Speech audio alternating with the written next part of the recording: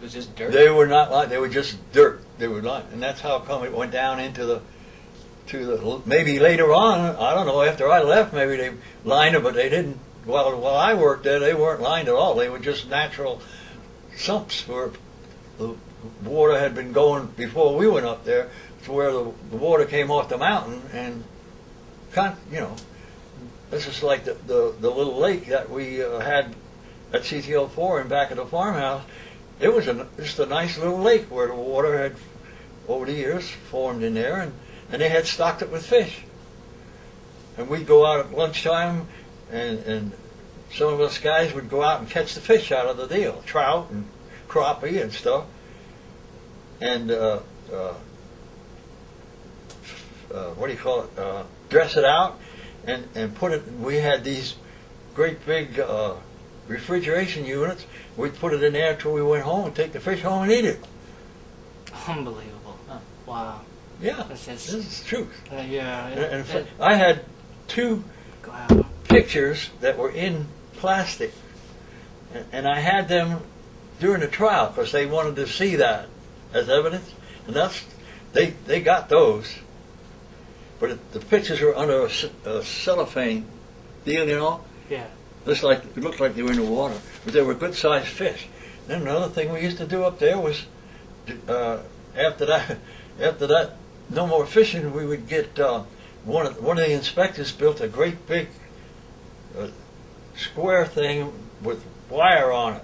It was big round. It had an open bottom on it, and then we would prop it up and put it up there on the hillside, and the quail would come along, and we'd put feed there. The quail would come along and go in there, and we'd catch quail.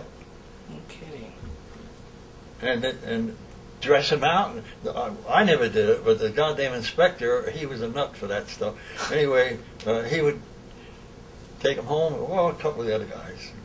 And then there was a lot of good things happening and a lot of bad things, Yeah. Did all that stuff ever stop to where it just became too polluted with the lake and the thing with the quail? The quail? Yeah, like, was there ever just too many chemicals to where you couldn't do that anymore? Yeah. Yeah, well, after a while, they didn't show up anymore. For at first, the noise from the engines and stuff like that, evidently. And the deer, we would put out salt blocks for them, and down below these big buckets where the flame would go, they would roam around down there, and you'd fire up one of those engines, they'd just stand there and look at it. They had no fear. We had a regular game warden up there that came up all the time. Once in a while, one of the animals would get hurt, and he'd kill them like a deer. They would dress the deer out and give it to the boys' home in Canoga Park.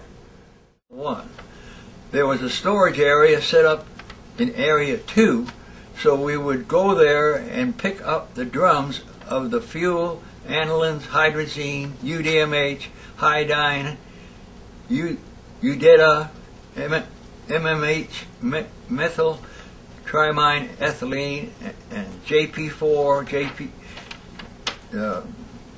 RJ104A, RP12, pentaboron, to name a few. Also, then there were the oxidizers, NTO, ERFNA, WFNA. These are acids, and mixed with the various fuels cause the ignition and burning to create the power and thrust in the engines for outer space. The smaller engines were to be used in outer space for guidance, also the larger ones for ascent and descent on the moon.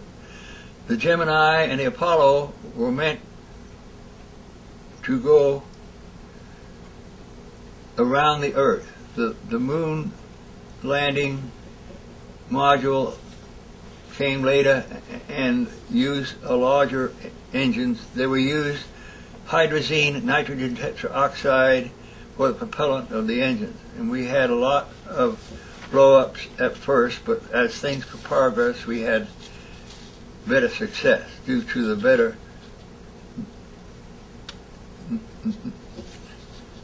mixture and pressure regulations, plus engine design and materials. However, the safety of handling propellants was still not good. Even though we tried to improve, there was so much going on with testing and trying to meet the schedules. In a lot of areas, safety was not being adhered to. As a result, in our area alone, there were quite a few bad accidents and injuries, especially some seriously. Some died as a result.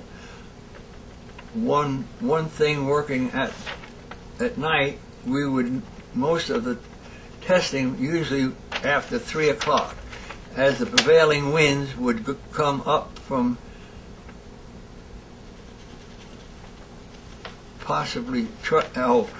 come up from the valley and possibly try to dissipate the clouds of propellants over the San Fernando Valley and the Simi Valley. Of course, when we ran at night, they couldn't be seen. The fumes couldn't be seen. However, there was another problem. The vent systems of the various fuel and oxidizer tanks had to be open to prevent pressure buildup, so there was a constant buildup of fumes downward into the areas. There were times we would have to evacuate the whole area and wait till the fumes cleared out so we could go back. Another thing was the drain ditches and sumps from the different test stands or lanes where the excess propellants were dumped after testing. The drains or channels ran in front of our cells and modules and to the sumps. When they got too contaminated with the fuels, we had a system where we had 95% solution of hydrogen peroxide, and we would dump it into ponds, and that would help and it would percolate and help to deteriorate some of the fumes and how would you say it, neutralize the propellants. And then the lakes were drained. Now where they went to, sometimes we pumped them out into tankers, and other times they were just drained. The one by CTL4 ran off the hill down into the valley, and it actually ran into a place down there where a man had cattle, and it killed off some of his cattle. And the NTO coming out of the vents at night would get down, like in San Fernando Valley. There were instances where people would have clothes on the line, and it would actually deteriorate the material. This is a history and working conditions and how some of the personnel ended up health-wise.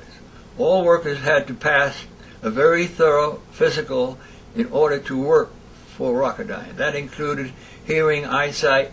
However, in the time I and lots of other men worked there, a good majority of the personnel ended up having to wear glasses and had hearing problems, and plus, as can be seen by the following list, quite a few ended up becoming ill or dying after being on the hill for a period of time, especially those associated with the exotic propellants.